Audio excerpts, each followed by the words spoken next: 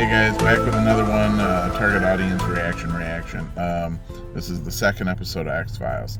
So this is all they put up so far. I don't know if it's going to keep going. I've voted, and it seems like the first one got a lot. Like, I feel like 700-800, maybe over 1,000 likes. So hopefully they are aware that like a lot of their demographic is interested in watching them watch the show. And I think there's a lot of carryover TNG actors that have been in both Star Trek and X-Files, both kind of sci-fi,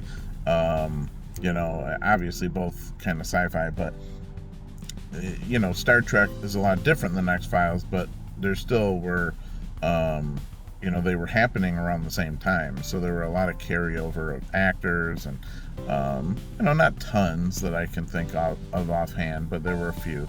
And Deep Throat, for one, who's in this episode, was in a season 1 or season 2 episode of TNG, where I think it was season 1, where they had the kids were abducted. So, but this is a cool episode, and this starts to you get a glimpse of what the show could be like. So the pilot kind of sets the stage. This, I feel like, is a little bit more a realistic representation of what the show's going to be.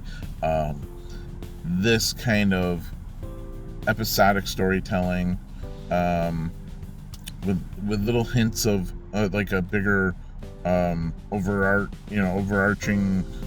story arc that like kind of carries over, whether it be Smoking Man putting away something in a building or taking something. But there's a lot of good moments in this episode. You start to see the little bit of like them working together and their relationship developing. You got Seth Green in there, young Seth Green, and this Colonel Budahas and Mulder, questioning him, and the lady that plays the wife. If they keep watching the show, I want you guys to pay attention. She's in the show probably 5 or 6 times as different characters. Someone's wife, or she's a doctor, or she's a nurse, or someone.